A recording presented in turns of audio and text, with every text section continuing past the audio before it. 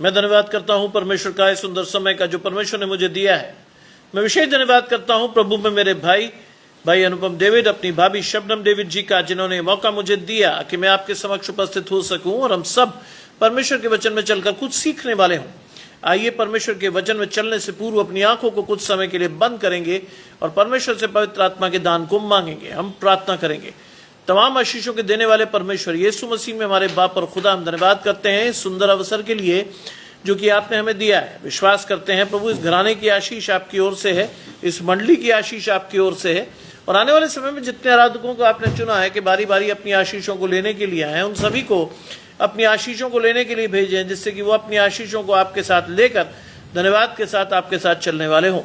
सब कुछ मांग लेते हैं आपके प्रिय पुत्र यीशु मसीह के नाम से, सुने और ग्रहण करें, आमीन। आइए पढ़ने के लिए मेरे साथ निकाल लें 2 तीमुथियुस उसका 3रा अध्याय और उसके पहले 10 पद। 2 तीमुथियुस चैप्टर 3 वर्सेस 1 to 10, जहां लिखा है, पर यह स्मरण रख के अंतिम दिनों में कठिन समय आएंगे, क्योंकि मनुष्य स्वार्थी, लोभी, डींगमार, अभिमानी, निंदक, माता पिता की आज्ञा टालने वाले, कृतघ्न, अपवित्र, दया रहित, क्षमा रहित, दोष लगाने वाले, असंयमी, कठोर, भले के बैरी, विश्वासघाती, ढीठ, घमंडी और परमेश्वर के नहीं परंतु सुख विलास के चाहने वाले होंगे। वे भक्ति का भेष तो धरेंगे पर उनकी शक्ति को न मानेंगे। ऐसे लोगों से परे रहना। इनमें से वे लोग हैं जो घरों में दबे पांव घुसे आते हैं और उन दुर्बल स्त्रियों को वश में कर लेते हैं, जो पहले से पापों में दबी और हर प्रकार की अभिलाषाओं के वश में है, और सदा सीखती तो रहती हैं पर सत्य की पहचान तक कभी नहीं पहुंचती। जैसे यत्रोस और यब्रेस ने मूसा का विरोध किया था, वैसे ही ये भी सत्य का विरोध करते हैं। ये ऐसे मनुष्य हैं जिनकी बुद्धि भ्रष्ट हो गई है और वे विश्वास के विषय में निकम्मे हैं, पर वे इससे आगे नहीं बढ़ सकते। जैसे उनकी अज्ञानता सब मनुष्य पर प्रकट हो गई, वैसी भी उन पर हो जाएगी। परंतु तूने उपदेश, चाल चलन, मनसा, विश्वास, सहनशीलता, प्रेम, धीरज, सताए जाने और दुख उठाने में मेरा साथ दिया। ये परमेश्वर का वचन है। परमेश्वर का धन्यवाद हो। आज पौलुस तीमुथियुस की कलीसिया को अंतिम दिनों के विषय में लिख रहा है। आज मुझे और आपको भी तरसेम भाई जुड़ते हैं, माया जी जुड़ रही हैं। आशीष परमेश्वर की आपके और आपके घराने को। 2 तीमुथियुस 3रा अध्याय पहले 10 पद, जहां वो पहली ही बात कहता है, ये स्मरण रख, ये स्मरण रख। You should keep this thing in mind. इस बात को अपने चित्त पर, अपने मन पर, अपने स्मरण शक्ति में रखिए। और वो लिखता है, एनपी पॉल साहब जुड़ते हैं, आशीष परमेश्वर की आपके और आपके घराने को। अंग्रेज भाई जुड़ते हैं, आशीष परमेश्वर की आपके और आपके घराने को। लिखा है, ये स्मरण रख कि अंतिम दिनों में कठिन समय आएंगे। देखिए, मसीह जीवन केवल आशीष पाने का जरिया नहीं है। मसीह जीवन एक ऐसा जीवन है जिसमें मुझे और आपको परमेश्वर के साथ बढ़ते हुए जहां आशीष पानी है, वहीं दुख उठाने के लिए भी तैयार रहना है। गजानंद भाई जुड़ते हैं, आशीष परमेश्वर की आपके और आपके घराने को। लिखा है, अंतिम दिनों में कठिन समय आएंगे। You have to be prepared accordingly. अपने आप को उस हिसाब से तैयार कीजिए, क्योंकि वो लिखता है क्या होगा। अब एक एक चीज को समझना है आपको, क्योंकि मनुष्य स्वार्थी, ये आपकी शारीरिक आशीष है, स्वार्थी।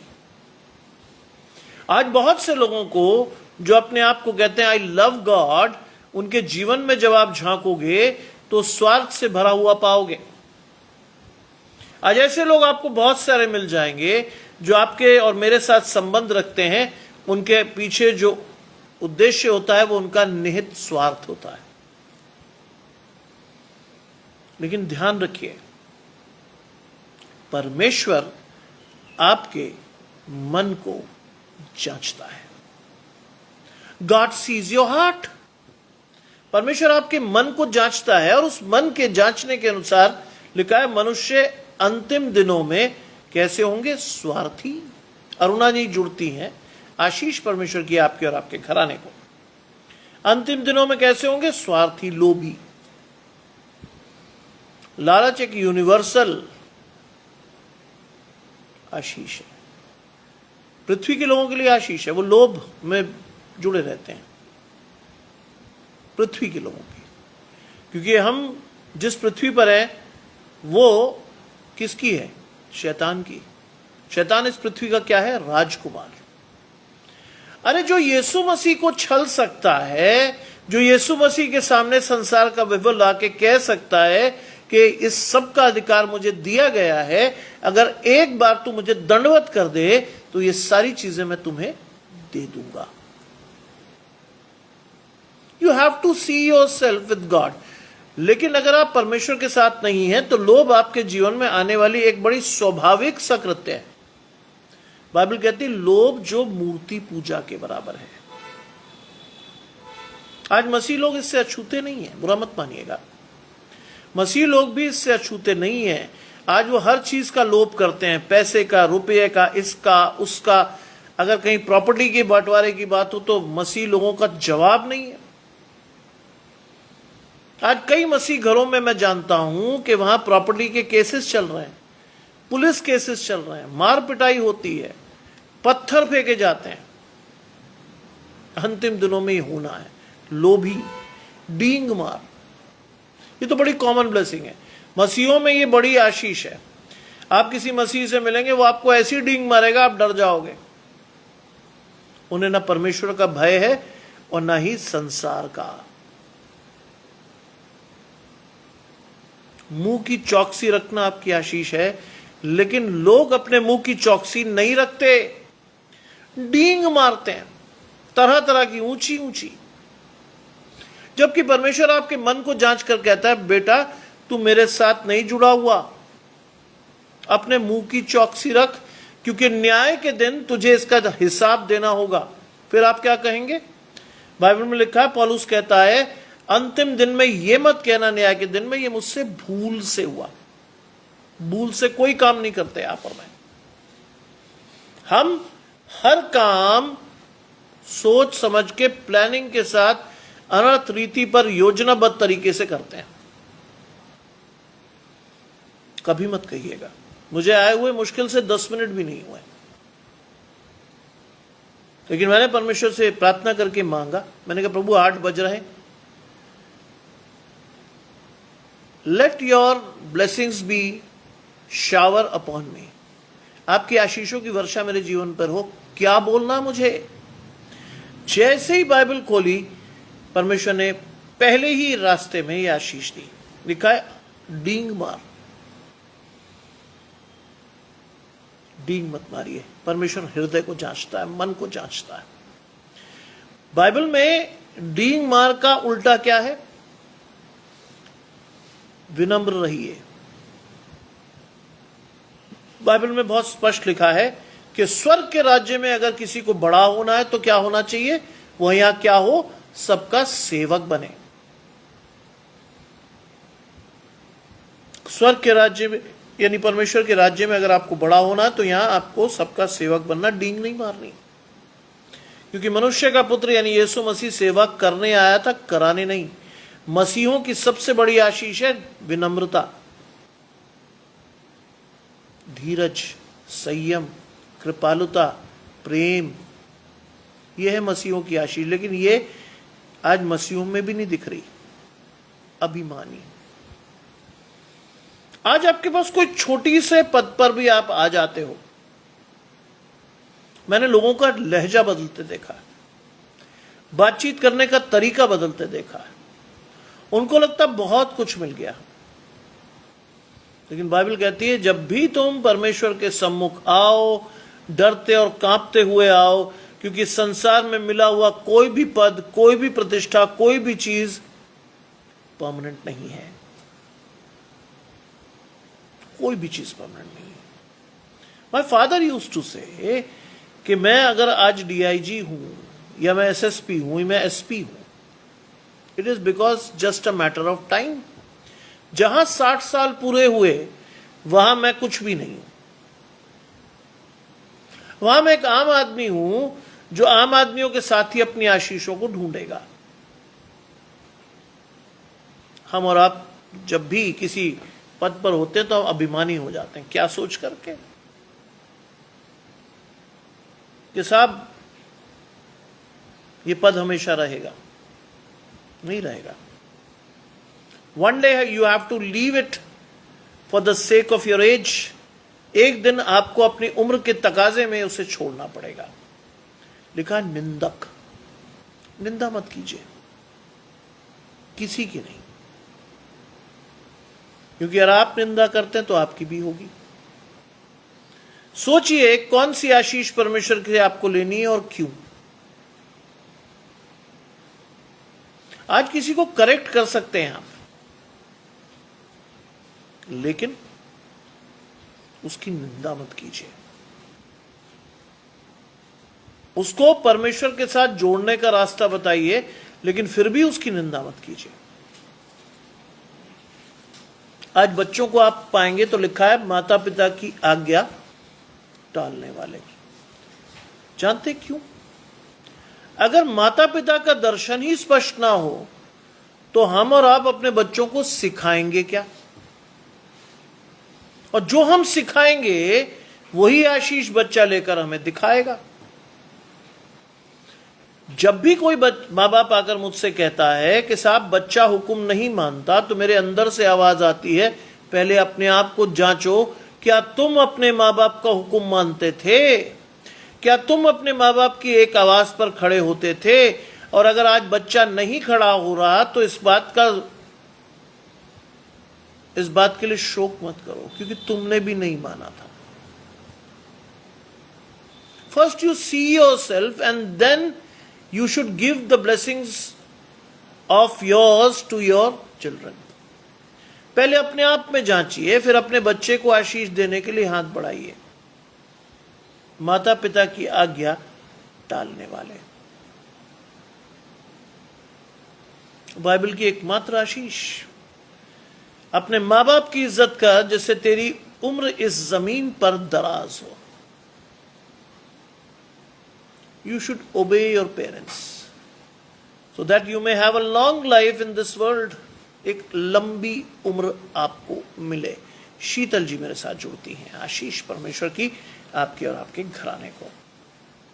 साफ लिखा है माता पिता की आज्ञा टालने वाले। 2 तिमोथियस 3 अध्याय पहले 10 पद आपकी और मेरी आशीष। और लिखा है आज्ञा टालने वाले कृतधन। कृतधन का मतलब जो शुक्रगुजार नहीं होते।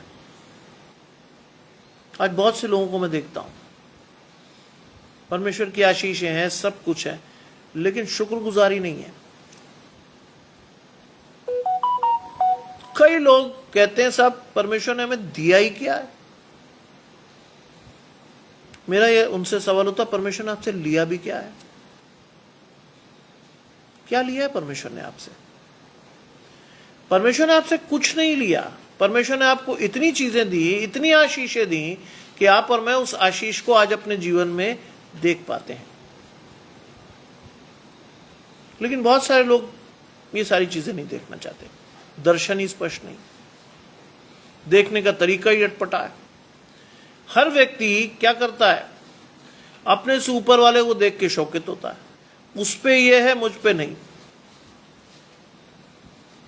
बाइबल कहती है हमेशा किसको देखो? अपने से नीचे वालों को।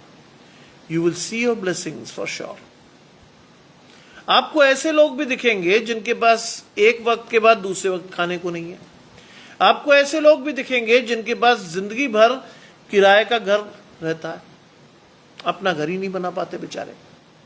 आपको ऐसे लोग भी मिलेंगे जिनकी आशीष परमेश्वर से नहीं है, ना वो बच्चे पढ़ा पा रहे हैं, ना वो घर चला पा रहे हैं, लेकिन ये सारी चीजें आपके पास हैं। दूसरे शब्दों में यदि मैं आपसे कहूं तो क्या कहूंगा? परमेश्वर हर भली वस्तु को आपको दिए हुए है। रोहिणी जी मेरे साथ जुड़ी हुई है। आशीष परमेश्वर की आपके और आपके घराने को। हर भली वस्तु आपको मिली हुई है, उसके बावजूद अगर आप परमेश्वर के सामने ग्रम्बल करते हैं, कुड़कुड़ाते हैं, बुड़बुड़ाते हैं, तो ये आपकी आशीष नहीं होगी। अपवित्र, ये तो बड़ी कॉमन सी बात है, बड़ी कॉमन। अपवित्र, क्या फर्क पड़ता है जी? मेरे पास कई माँ बाप आते हैं, अरे सर दुनिया ऐसी ही है। अब मुझे समझ में नहीं आ रहा होता कि वो मुझसे क्या कहने वाला है। मैंने कहा जी मैं सुन रहा हूं, बताइए क्या कह रहे हैं आप। अरे सर दुनिया ऐसे ही है। आप अपनी प्रीचिंग में बहुत स्ट्रिक्टली, बहुत स्ट्रिंजेंटली बोल देते हैं कि मुझे जब परमेश्वर के लहू से धोया जाता है तब व्यक्ति हिम के समान श्वेत बनता। मैंने कहा मैं कह ही नहीं रहा, बाइबल में लिखा, पढ़ो ना भाई। यशायाह 1 अध्याय पढ़िए, उसमें लिखा है भाई। धीरे धीरे बातें खुलती हैं, पता चलता है कि साहब बेटी को लेके चिंतित हैं। क्या हुआ? सर जवानी की रौ में बह गई है। क्या कर दिया? अरे सर 2-3 लड़कों से संबंध रहा और सब कुछ बिगड़ गया। आज मुझे उन्हें बताना पड़ता ये आपकी आशीष नहीं थी। आपने बच्चे को क्यों इतनी स्वतंत्रता दी कि वो गलत रास्ते पर गया। बहुत से माँ बाप को बुरा मत मानिएगा, पता ही नहीं होता कि कहां बच्चे को छूट देनी और कितनी। वो बच्चे को इतनी छूट देते हैं कि बच्चा बेलगाम होकर शैतान की गोद में जाकर बैठता है और जब वापस आता है तो वह पूरा ठगा हुआ, लुटा हुआ, पिटा हुआ लौट के आता है। इसीलिए लिखा अपवित्र। आज की हकीकत है ये। आपको बहुत ही कम बच्चे परमेश्वर के साथ जुड़े हुए मिलेंगे।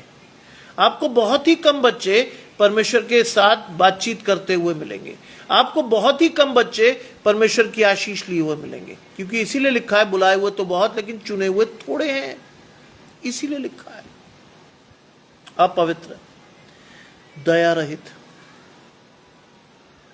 ध्यान रखिएगा, दया रहित। जानते क्यों? जब मैं छोटा था तो मेरी मां ने, मेरी नानी ने और हर परिवार की हर स्त्री ने हमें सिखाया कि सबसे पहली तुम्हारी आशीष है कि तुम अपने घर में जितने जानवर हैं उनसे अपने से अच्छा व्यवहार करो। मैंने आपको बताया था पार्टीशन में मेरी नानी दुनिया की सारी चीजें छोड़ आई। एक बोरी में बर्तन थे, कुछ कपड़े थे, बाकी वो सारी चीजें छोड़ आई, लेकिन अपने कुत्ते को नहीं छोड़ के आई वो ना। लोगों ने कहा अरे साहब इसको क्यों उठा के ले जा रहे हो, छोड़ दो इसे यहीं। कहते ना। और वो आशीष आज तक है हमारे परिवार में। आज तक हमारे घर में हम खाएं या ना खाएं, हम पर आश्रित कोई भी व्यक्ति होता है या जानवर होता है, वो पहले खाता है। मेरी मां ने मुझे सिखाया, मेरी नानी ने मुझे सिखाया कि बेटा उनको पहले दो जिससे कि तुम्हारी आशीष दुगनी हो। आज के लोग आपको मिलेंगे दया रहित, है मुझ पे खाने को नहीं है, तुझे कहां से दूं। देगा भी नहीं परमेश्वर, बुरा मत मानिएगा, देगा भी नहीं। पहले अपने आप को समर्पित करके ऐसे लोगों को आशीष दीजिए जो आपको दुआ के अलावा कुछ ना दे सके। बाइबल में लिखा है। आज हम बड़े बड़े आयोजन करते हैं, शादियां करते हैं, पार्टियां करते हैं, जे करते हैं, वो करते हैं, गरीब को नहीं बुलाते हैं। बिलो स्टैंडर्ड है। एक व्यक्ति ने मुझसे कहा ओहो, मैंने कहा आपका स्टैंडर्ड क्या है साहब? अरे देखिए मैं कितना अमीर आदमी हूं। मैंने कहा स्टैंडर्ड नहीं है ये, आपका अभिमान है। बिलो स्टैंडर्ड नहीं है ये। यीशु मसीह भी एक गरीब घराने में लाया गया था। आज अगर आप कहते हैं आप उसके फॉलोअर हो, तो बाइबल में लिखा है जैसे यीशु मसीह का स्वभाव था वैसा ही तुम्हारा भी हो। कहां है वो स्वभाव? कहां दिखती है आपकी आशीष? दया रहित और क्षमा रहित। बाइबल में रहती है इस बारे में बहुत स्पष्ट, क्षमा करो तो तुमको भी क्षमा किया जाएगा। आप और मैं कहते हैं प्रभु हमें क्षमा कर, है ना, लेकिन हम किसी को क्षमा नहीं करेंगे भाई। आशीष लेंगे आप? कभी नहीं। आप कभी आशीष ले ही नहीं पाएंगे। दिखा है दोष लगाने वाले। कई लोगों को बहुत शौक होता है, अरे साहब ये आदमी तो अच्छा ऐसा ही है। कई लोग तो पीढ़ियों का इतिहास उखाड़ लाते हैं। मैं तो घराने को जानता हूं साहब, ऐसे ही लोग हैं ये।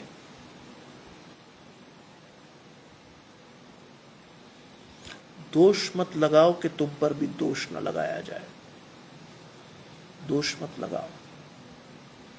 You should be able to understand the blessings of God through the scripture, कि वहां लिखा है कि दोष मत लगाओ कि तुम पर भी दोष न लगाया जाए। मैं और आप तो फट से लगा देते हैं किसी पे दोष, अरे साहब बेकार आदमी। बाइबल नहीं कहती ऐसा। असंयमी। आशीष की बाट नहीं जोई जाती हमसे। प्रभु जो देना जल्दी दे दे, मेरे पास टाइम नहीं है। एक व्यक्ति ने मुझसे कहा था, अरे साहब कहां टाइम, धीरज करो, बैठ के आशीष की बाट जो। मैंने कहा बेटा तुम्हें भी परमेश्वर 9 महीने के बाद ही इस दुनिया में लाया था। जल्दी पैदा हो गए होते ना, आज जीवित नहीं होते तुम। संयम रखा तुम्हारी माँ ने, तब तुम दुनिया में आए। असंयमी मत बनो। तुम्हारी माँ ने तुम्हारी आशीष के लिए तुम्हें 9 महीने पेट में रखा। वो भी कहती है अरे बहुत भारी है ये लड़का, ये लड़की, चल बाप। जीवित रहते आप? नहीं। असंयमी मत बनिए। धीरज से यहोवा की आशीषों की बाट जोइए, क्योंकि बाइबल कहती है नियत समय पर वो तुम्हें शिरोमणि बनाया। नियत समय, लेट योर टाइम कम। अपना समय तो आने दो कम से कम ना। आज के लोग बिल्कुल तैयार नहीं इसके लिए। असंयमी, कठोर। बाइबल क्या कहती है? पौलुस क्या लिखता है? हे प्रभु मेरे मन से पत्थर का हृदय निकालकर मुझे मांस का हृदय दे। कठोर। कोई फर्क नहीं पड़ता, कोई मर जाए कोई जी जाए, बस हमें एक चीज का फर्क पड़ता है, मुझे क्या मिलेगा, क्या मिलेगा मुझे। आज कई बुजुर्ग जब मरते हैं तो लोगों को इस बात का दुख नहीं होता कि एक बुजुर्ग जो जिसके वजह से उनकी आशीष थी वो चला गया। लोगों की उत्सुकता होती क्या छोड़ गया ये गरीब आदमी। बहुत से लोग सिर्फ इसीलिए जाते हैं रिश्तेदारी में, कोई मर जाता है कुछ हमें भी दे गया होगा।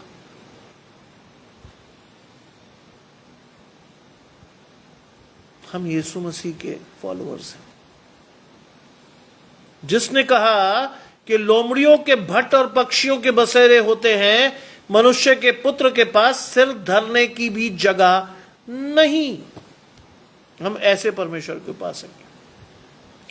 और आप किसी मसीह व्यक्ति से पूछो, नॉर्मल मसीह व्यक्ति से पूछो, लालसाएं स्काई रॉकेटेड, करोड़ रुपए दे दो, है लड़की चाहे धेलेगा ना कमाती हो, लड़का कैसा चाहिए, लंबा सुंदर कहे, वो लाखों रुपए कमाने वाला, पीछे प्रॉपर्टी भी बहुत हो, बड़ी बड़ी गाड़ियां हो। फिर एक मित्र कहता है कि आजकल की लड़कियां एक ही पेड़ में आम, अंगूर, केला, नाशपाती, संतरा सभी ढूंढ लेती हैं, चाहती सब मिले, है ना। बाइबल कहती है परमेश्वर की ओर देखो, परमेश्वर से मांगो, जो तुम्हें बिना उलाहना दिएगा, उदारता से। आज कई मसीह बच्चे अपने रिलीजन को छोड़कर गैर मसीहों में शादी कर लेते हैं। एक व्यक्ति से मैंने पूछा क्यों हुआ चाहिए सब। बड़े कॉन्फिडेंटली उस व्यक्ति ने कहा कंपैटिबिलिटी बन गई थी। मैंने कहा बाइबल में मालूम है आपको क्या लिखा है? बाइबल में बड़ा स्पष्ट लिखा है कि मसीह का बलियाल से क्या लगाओ, असमान जुए में मत जुटो। आप अपना दर्शन खो देते हैं। आपके बच्चे क्या सीखेंगे, कहां जाएंगे, पता ही नहीं। They are lost forever. माताजी कुछ सिखाएंगी, पिताजी कुछ सिखाएंगे, बच्चा कंफ्यूज होगा, वो कोई तीसरी चीज सीख जाएगा। बच्चे को शिक्षा उसी मार्ग की दे जिस पर उसे चलना चाहिए, और वो बुढ़ापे तक भी उससे नहीं हटेगा। लिखा है भले के बैरी। आप कुछ अच्छा काम करो, लोग तुरंत आपके विरोध में खड़े होंगे। अरे यार, तुम कोई महात्मा गांधी हो? है तुम समाज सुधार का ठेका लेके चल रहे हो? है भले के बैरी। बुराई करिए, देखिए आपके साथ कितने लोग खड़े होंगे। भलाई करके देखिए, एक भी आदमी नहीं आएगा। जानते हैं क्यों? क्योंकि आप जिस समाज में हैं वो हाईली नेगेटिव है। वहां लोगों को दुखी देखकर लोग खुश होना जानते हैं। आपके दुख से वो हम कभी दुखी नहीं होंगे, आपके सुख से वो दुखी होंगे। आपके दुख में तो वो खुश होंगे। अच्छा, बहुत उछलता था, हो गया ना बर्बाद। मेरे पिता ने मुझे हमेशा कहा था, अगर किसी के घर में कोई नुकसान हो, परेशानी हो, दुख हो, तकलीफ हो, तुम्हारा सबसे पहला कर्तव्य है उस घर में जाकर शांति की आशीष दो, परमेश्वर की आशीष दो। उसके कंधे पर हाथ रखकर कहो, चिंता मत करो, मैं हूं तुम्हारे साथ। और ऐसे समय पर रखा हुआ हाथ उस व्यक्ति के आत्मसम्मान को, उसकी आशीष को, उसके जीवन को कई गुना आशीष से बढ़ देगा। मैं हमेशा करता हूं ऐसा। मुझे अगर पता चलता है किसी घर में कोई मौत हुई, किसी घर में कोई नुकसान हुआ, किसी घर में तो तकलीफ हुई, मैं शादियों के घर में अक्सर नहीं जाता, लेकिन मेरी आशीष के तौर पर मेरी माँ ने, मेरे बाप ने मुझे सिखाया था कि किसी को तकलीफ, किसी को दुख, किसी को परेशानी हो, you are the first one to visit that house. प्रार्थना करो उनके लिए, बोझ से प्रार्थना करो, उनकी आशीष उन्हें दिखाओ और दिखाओ अभी सब कुछ नष्ट नहीं हुआ, परमेश्वर आपके साथ खड़ा है, अभी सब कुछ नहीं गया है। सोचिए कहां जाना था आपको और हम कहां जा रहे हैं, है ना? लिखा है भले के बैरी विश्वासघाती। आजकल के रिश्तों में कोई ना मर्यादा है और ना विश्वास। बुरा मत मानिए, मैं हकीकत बयान कर रहा हूं, कड़वी सच्चाई है। आजकल का कोई भी रिश्ता, सिर्फ एक ही रिश्ता पाक है, वो है आपके मां बाप। सबसे भ्रष्ट रिश्ता क्या है जानते हैं? पति पत्नी का। इस समय जिसे परमेश्वर ने जोड़ा उसे मनुष्य अलग ना करे। मनुष्य अलग करे ना करे, शैतान अलग करने में पूरा जोर लगा देता है। पता चला कि पति साहब जो है वो 4-6 अफेयर बाहर किए हुए हैं, पत्नी भी पीछे नहीं है, वो भी लगी हुई है कहीं और। ऐसे में आपके बच्चे क्या आशीष पाएंगे? सवाल ये है, नहीं पाएंगे। अरे जैसी तस्वीर आप उसके सामने खींचोगे उस बच्चे को, वो तो और अच्छी तरीके से गलत चीजों को अपनाएगा। सोचिए, मैं सुबह चलता हूं, बीच में 1 घंटे के लिए लंच करने आता हूं, उसके बाद कड़ी धूप में निकलकर इग्नू जाता हूं और 7:30 पौने 8 बजे आता हूं। कोई समय नहीं मेरे पास कि इधर उधर किसी के साथ समय काटूं। अपने आप को इतना व्यस्त रखिए, शैतान आपके जीवन में दस्तक ही ना दे। लिखा है विश्वासघाती। रिश्तों में आज विश्वासघात इस कदर है कि आपको रोज पेपरों में मिल जाएगा कि पति ने अपनी प्रेमिका के साथ पत्नी की हत्या कर दी, पत्नी ने प्रेमिका के साथ पति को काट डाला। कहां रह गया आपके जीवन में? जिसे परमेश्वर जोड़े उसे मनुष्य अलग न करे। शैतान आपके जीवन में दस्तक दिए हुआ है, दबा के दिए हुआ है। आज बेटियां भी अपने माँ बाप की हत्या करने में हिचकती नहीं है। क्यों? जुनून सवार हो जाता है। लड़के भी अपनी मां की गर्दन काटने में हिचकते नहीं है, क्योंकि शैतान पूरी तरह से सिर चढ़कर बोलता है।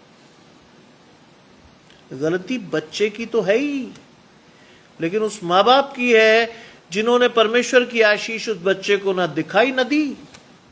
विश्वासघाती बनाया आपने अपने बच्चों को, ढीठ।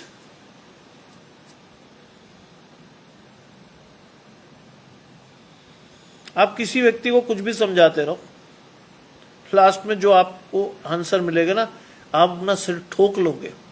ढीठ, कोई फर्क नहीं पड़ता, क्योंकि शैतान ने चारों ओर उसको इस तरह से कब्जे में रखा है कि वो बंधन ना तो वो तोड़ पा रहा है और ना ही वो समझ पा रहा है कि उसकी आशीष क्या है। ढीठ। मुझे एक व्यक्ति ने कहा था कि सर मैं परमेश्वर को मान तो लूं। मैंने तो लूं मतलब जीवन बड़ा नीरस हो जाएगा। जैसे, अरे सर मैं क्लब जाता हूं, सिगरेट पीता हूं, शराब पीता हूं, कई बार गलत काम भी कर लेता हूं, वो नहीं कर पाऊंगा, इसीलिए नहीं मानता।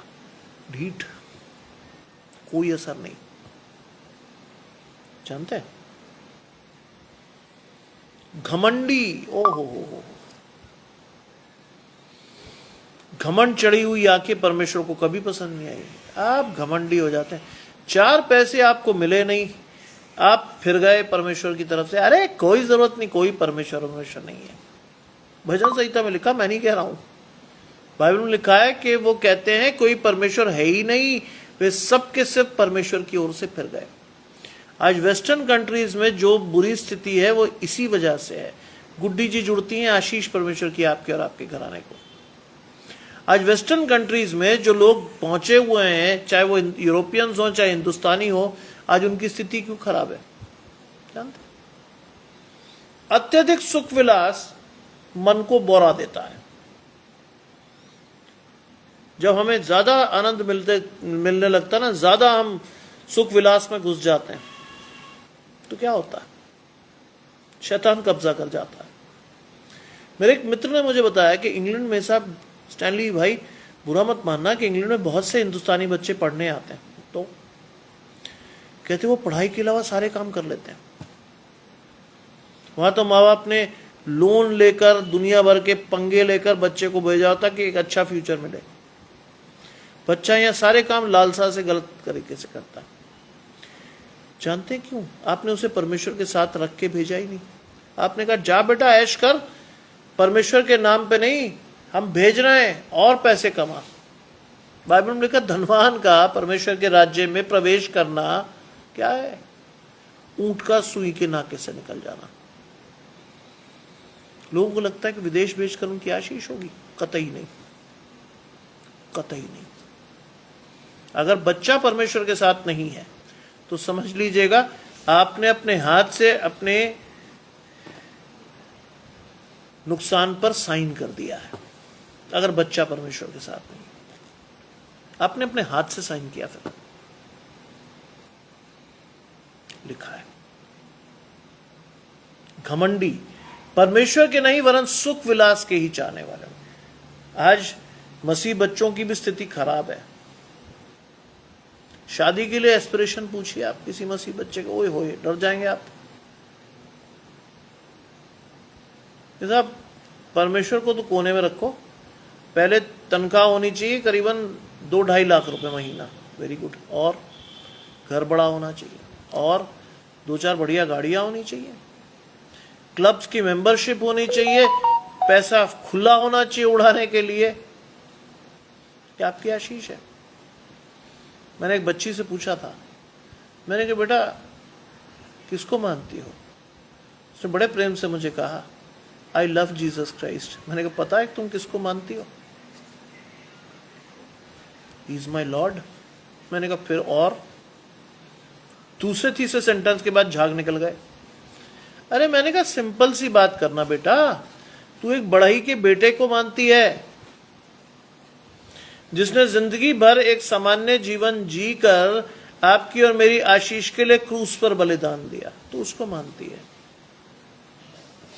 आज मसीह बच्चों की स्थिति इतनी खराब है कि उनका दर्शन इतना गुजर गया है, इधर उधर हो गया है कि वो सुख विलास को चाहते हैं, परमेश्वर को तो वो पीछे छोड़ा है।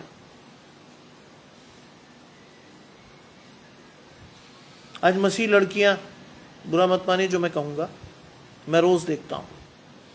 आज मसीह लड़कियों से आप पूछो बेटा खाना बनाना आता है, क्या करोगी? ऑनलाइन ऑर्डर करके खा लेंगे। मैंने कब तक पता नहीं, कोई जवाब नहीं। अरे मैंने कहा बेटा सीखो ये सब चीजें, आने वाले समय में इसी वजह से तुम्हारे परिवार टूटेंगे, इसी वजह से तुम्हारे घर में लड़ाई झगड़े होंगे, मार पिटाइयां होंगी। सीखो, क्योंकि तुम्हारे पास अभी समय है चीजों को सीखने का। और माँ बाप भी आज गर्व से बताते हैं मेरी बेटी खाना बनाना नहीं जानती। कौन सी बड़ी आशीष है ये, आज मेरे बेटे जानते हैं खाना बनाना, मैंने सिखाया। मैंने उनको सिखाया बेटा बेसिक खाना आना चाहिए जीवन में। कब तक? अरे एक छोटी नौकरी करोगे, 20-25 हजार वाली नौकरी करोगे, क्या खाओगे और क्या खिलाओगे तुम?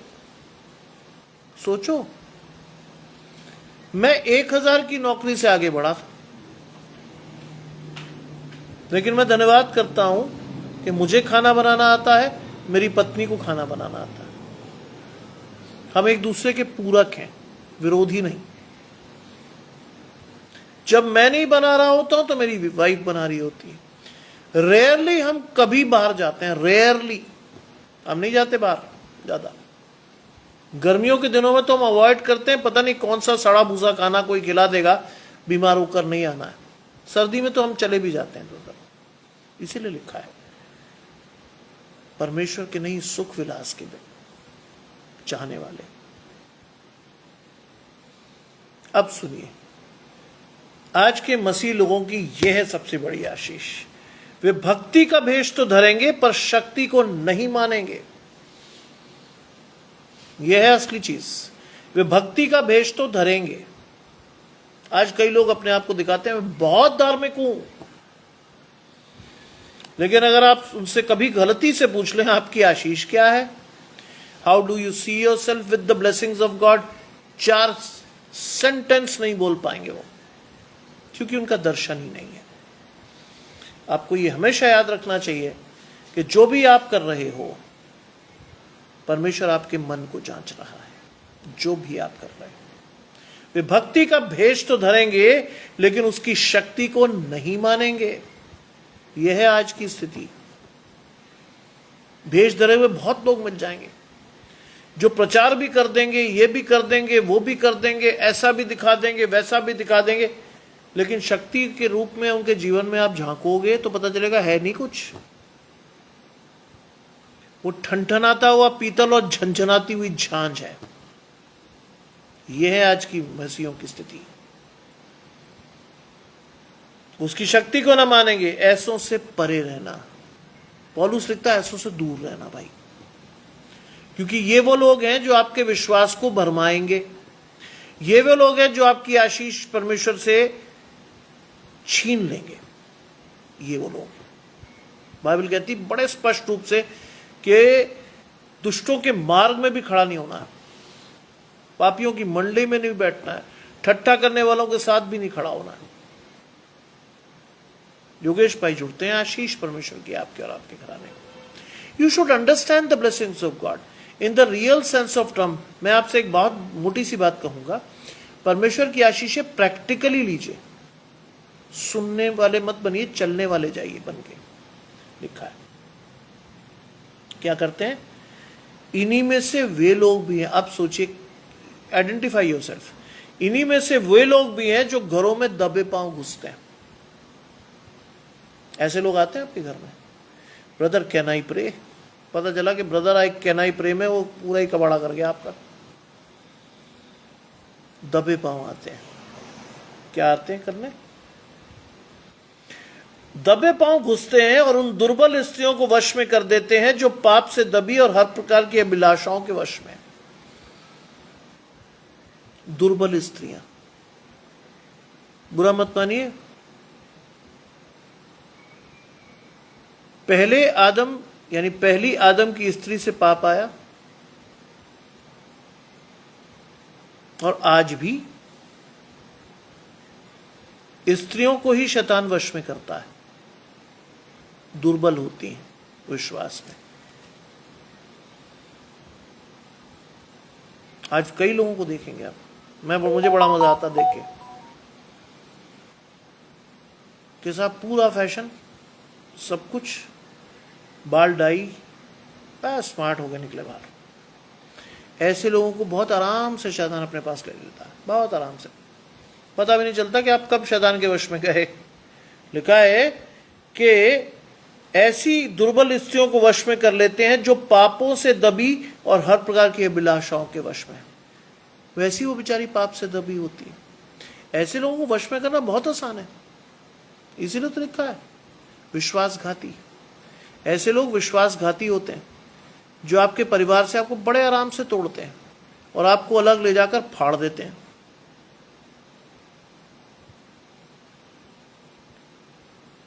बिल्कुल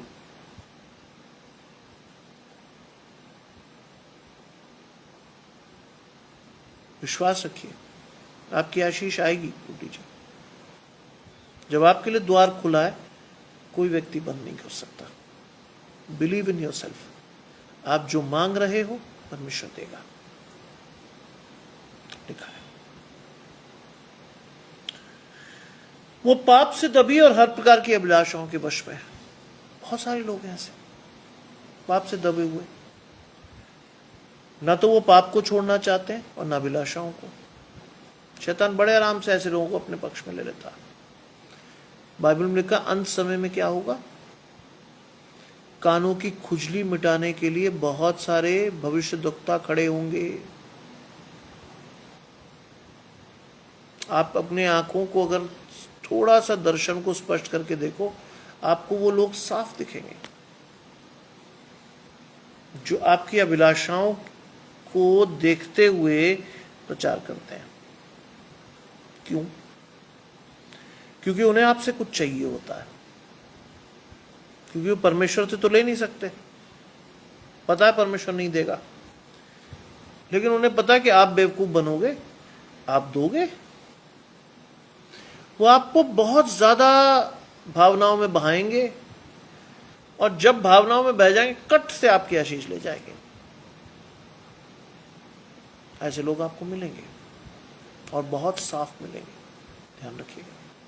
ऐसे लोग आपको मिलेंगे भी और बहुत साफ मिलेंगे, और इसलिए मिलेंगे क्योंकि आपको दिखाई देगा कि आप कमजोर हुए, शैतान बलवान हुआ। इसलिए मैं कहता हूं शैतान आपसे दूर नहीं है। परमेश्वर को साथ लेकर चलिए। जब भी आप बाहर जाते हैं, कहीं भी जाते हैं, कुछ भी करते हैं, let God B with you. रखिए परमेश्वर को अपने साथ। लिखा है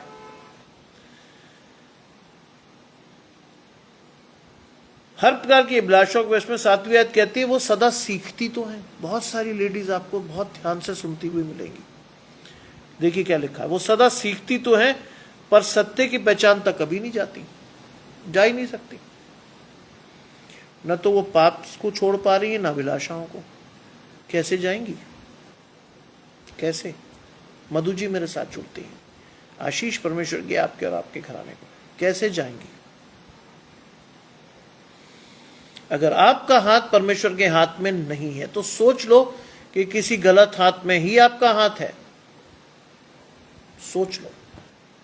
अगर आपका दर्शन स्पष्ट नहीं है तो ये सोच लो कि कहीं ना कहीं शैतान ने अपने दर्शन को आपके लिए स्पष्ट कर दिया है। जांच लो इस बात को। मुझसे कई लोग पूछते हैं how do you prepare a sermon. मैंने कहा मैं प्रिपेयर करता ही नहीं। बोले हैं फिर कैसे बोलते हो घंटे घंटे तक। मैंने वो परमेश्वर बोलता भाई, मैं नहीं बोलता। अभी भी मैं 7:55 पे घर में घुस रहा था और 8:05 पे मैं आ गया था आपके साथ। मैं नहीं करता। मुझे पता है कि परमेश्वर देगा आपकी आशीष, इसलिए मुझे सिर्फ बोलना होता है, बाकी परमेश्वर बताता है। लिखेंगे, लिखा है वो सत्य की पहचान तक कभी नहीं पहुंचती। यूहन्ना में लिखा है तुम सत्य को जानोगे और सत्य तुम्हें स्वतंत्र करेगा। अरे जब आप सत्य की पहचान तक ही नहीं पहुंचे तो कहां से स्वतंत्र हो जाएंगे शैतान के चुंगल से? हो ही नहीं पाएंगे। फिर आप तरह तरह के बहाने बनाएंगे। अरे सब शादी से पहले तो सब गड़बड़ कर ही देते हैं, शादी के बाद ना हो ये। अरे शादी की बात भी होगी भाई। आपने अगर गलत तरीके से अपने जीवन को शुरू कर दिया है, आप अपनी अभिलाषाओं के वश में हैं, आपके 2-2 4-4 बॉयफ्रेंड या गर्लफ्रेंड्स हैं, क्या आप शादी को टिका लोगे? नहीं टिका पाओगे। इसीलिए तो दिक्कत है।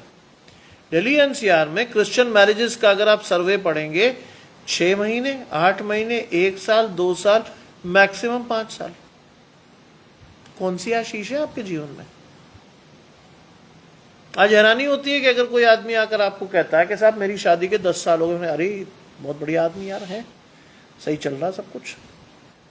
वरना मैं ऐसे लोगों को जानता हूं जहां लोग डाइवोर्स करके बड़े शान से कहते हैं ओ छोड़ दिया मैंने। क्यों? क्योंकि जिस विवाह को पवित्र बंधन के रूप में परमेश्वर ने आपको दिया था, आपने उसे एक समझौते के रूप में लिया, जो किसी भी सहमति और असहमति से तोड़ा जा सकता है। कोर्ट कहता है ये बात।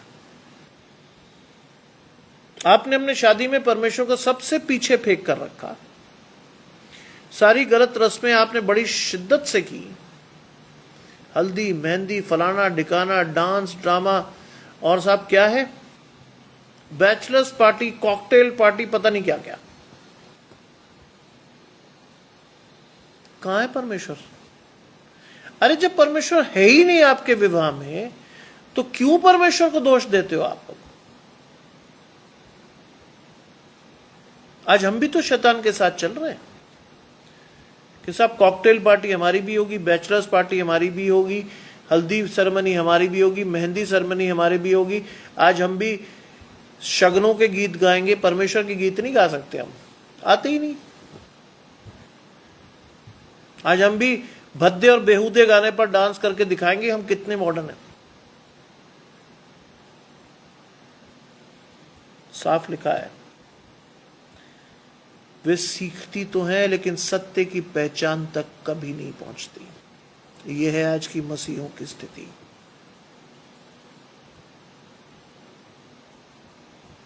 ऐसी कोई चीज अपने जीवन में मत करिए जिससे हम परमेश्वर को अप्रसन्न करें। आगे वो एग्जाम्पल दे रहा है, जैसे यत्रेस और यब्रेस जो मूसा का विरोध करते थे, वैसे ही वे सत्य का विरोध करते हैं।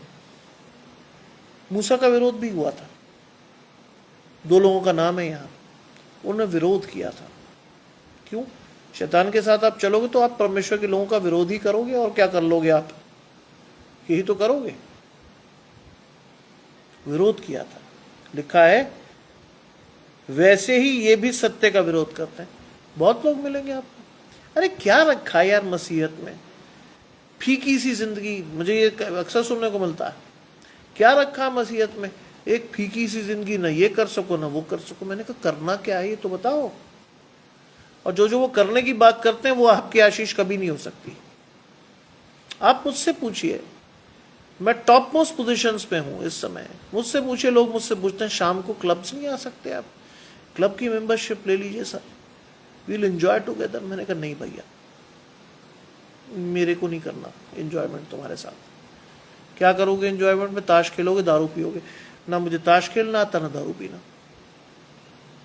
मैं नहीं आता। अरे सर, एक ने मुझसे चिढ़कर कहा था आप जिंदा ही क्यों है? मैंने कहा परमेश्वर के लिए। उससे क्या होगा? मैंने कहा भाई मैं तुम्हें समझा नहीं सकता। जानते, जब उन्होंने ऐसा कहा तो मुझे सबसे पहले एक ही आयत ध्यान आई बाइबल की, अपने मोती सूअरों के आगे मत फेंको। जब उन्होंने कहा आप जिंदा ही क्यों है, मैंने रहने दे यार, इससे क्या बहस करनी, पैसे वाला आदमी है, क्या करूं इससे बहस ना। लिखा है वैसे ही वे सत्य का विरोध करते हैं। ये ऐसे मनुष्य हैं जिनकी बुद्धि भ्रष्ट हो गई। जब आप परमेश्वर का भय मानना छोड़ देते हो तो बुद्धि तो भ्रष्ट होगी होगी। नीति वचन 3 में क्या लिखा है? परमेश्वर का भय मानना बुद्धि का मूल है। अब बुद्धि भ्रष्ट हो गई तो परमेश्वर का भय तो गया, है ही नहीं। जब है ही नहीं तो हर काम आप बेखौफ करते हो, हर गलती आप बेखौफ करते हो। नए नियम में लिखा आप सुन्न होकर पाप करते हो, कर रहे हो। आज आप वीडियो उठा लीजिए, कुछ भी दिखा लीजिए, आपको दिखाई देगा क्या क्या कर रहे हैं लोग, क्या क्या कर रहे हैं कॉलेज के बच्चे। अरे जब आपकी शुचिता खत्म हो गई, आपकी पवित्रता चली गई, क्या दोगे आप अपने हस्बैंड को, क्या दोगे अपनी वाइफ को? कुछ है ही नहीं आपके पास देने को। लड़ाइयां रह जाएंगी, डाइवोर्स में कन्वर्ट हो जाएंगी, विनाश की कगार पे छूट जाओगे। उनकी बुद्धि भ्रष्ट हो गई है और वे विश्वास के विषय में निकम्मे हैं। विश्वास के विषय में क्या है? वो निकम्मे। पता ही नहीं किसे कहते हैं विश्वास, कौन सी आशीष है विश्वास, किस पर करना चाहिए विश्वास, कैसे परमेश्वर के साथ जुड़कर अपनी आशीषों को लेना, नहीं पता। निकम्मे हैं वो। मैं फिर कहता हूं कि अगर ऐसे बच्चे से आपका एनकाउंटर हो, सबसे पहले दोष के पात्र हैं उसके माँ बाप, जो आपने सिखाया नहीं तो बच्चा सीखेगा क्या? कुछ नहीं। जब आपने उसे बताया ही नहीं कि क्या करना है तो क्या करेगा वो? कुछ नहीं। लिखा है वे इससे आगे नहीं बढ़ सकते, बढ़ ही नहीं सकते बेचारे। शैतान ने हर उलझाने वाला पाप उनके रास्ते में रख दिया है, बढ़ ही नहीं सकते बेचारे गरीब लोग, क्योंकि ना दर्शन स्पष्ट है, ना पाप और पुण्य में फर्क जानते हैं, ना परमेश्वर की आशीषों को पता है, ना वो बाइबल पढ़ते हैं, ना प्रार्थना करते हैं। उनकी आशीष है ही नहीं, क्योंकि बुद्धि भ्रष्ट हो गई। आपकी आशीष नहीं है ये। वे इससे आगे नहीं बढ़ पाते, क्योंकि जैसे उनकी अज्ञानता सब मनुष्यों पर प्रकट हो गई, उनकी भी हो जाएगी। आज अपनी अज्ञानता को सबके सामने प्रकट मत कीजिए। लोगों को अपने आप को हंसी का पात्र मत बनाइए लोगों के सामने।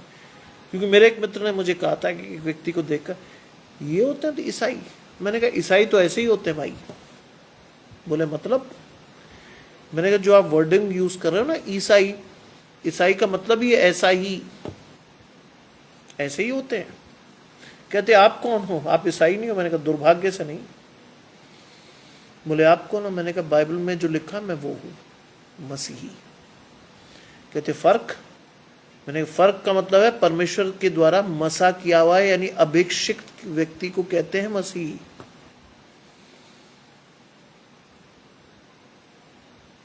इसलिए उस दिन वो बोले अच्छा ये फर्क है। अरे मैंने कहा भाई राइमिंग में हमें दे तो दिया गया है, हिंदू मुस्लिम सिख ईसाई आलू है हम, जो हर सब्जी में फिट हो जाते हैं। इसीलिए लिखा हमारे लिए, तुमने चोर देखा तुम चोर के साथ चले गए, साहूकार देखा तुम साहूकार के साथ चले गए। कोई आशीष नहीं है हमारी। हम वो आलू हैं जो हर सब्जी में फिट हो जाते हैं, अच्छे लगते हैं। आज अपने बच्चों की दोस्तियां चेक करिएगा कभी, आपको पता चल जाएगा मैंने क्या कहा। आपको पता चल जाएगा कि आपका बच्चा कहां है और परमेश्वर के अनुसार उसे कहां होना चाहिए था। समझ में आ जाएगा। लिखा है परंतु तूने, अब देखिए हमें क्या क्या लेना है। तूने उपदेश, परमेश्वर के उपदेशों के लिए बाइबल में क्या लिखा है? परमेश्वर के उपदेश यत्न से सुने और माने जाने चाहिए। सुने, बाइबल में क्या लिखा है? परमेश्वर के उपदेशों को के लिए सुनने के लिए समीप जाना आवश्यक है। बहुत से लोग कहते हैं अरे यार कहाँ टाइम हमारे पास, मरने की भी फुर्सत नहीं। बलविंद्र भाई मेरे साथ जुड़ रहे हैं, आशीष परमेश्वर की आपके और आपके घराने में। एक व्यक्ति ने मुझे कहा अरे सर क्या आप प्रचार की बात करें, मरने की फुर्सत नहीं। मैंने कहा तू बेटा जिंदगी भर ऐसी रहेगा, घबरा मत। तू परमेश्वर को समय नहीं दे रहा, परमेश्वर तुझे नहीं देने वाला। बात सीधी है। बाइबल में लिखा है यार, मैं अपने आप से नहीं कह रहा हूं।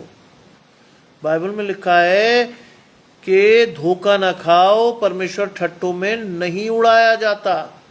मनुष्य जैसा बोता है वैसा ही काटेगा। इसलिए मैंने उससे कहा भाई तुझे कुछ नहीं मिलने वाला। बोले सर आप क्या मुझे श्राप दे रहे हो? मैंने कहा नहीं, मैं तुझे हकीकत बता रहा हूं बेटा, नहीं मिलना कुछ भी। साफ लिखा है परंतु तूने उपदेश चाल चलन, बाइबल के हिसाब से आपका चाल चलन कैसा होना चाहिए? पवित्र, परमेश्वर के साथ। आज आप कई बच्चों को देखकर एकदम समझ जाओगे कि ये परमेश्वर के साथ चल रहा है या चल रही है। क्योंकि उनके हाव भाव, उनके बैठने का तरीका, उनके बातचीत करने का तरीका, उनका परमेश्वर के वचनों को बताने का तरीका आपको बता देगा कि ये परमेश्वर का है। इसीलिए लिखा है, बुलाए हुए तो बहुत लेकिन चुने हुए थोड़े। बहुत कम लोग मिलेंगे आपको ऐसे।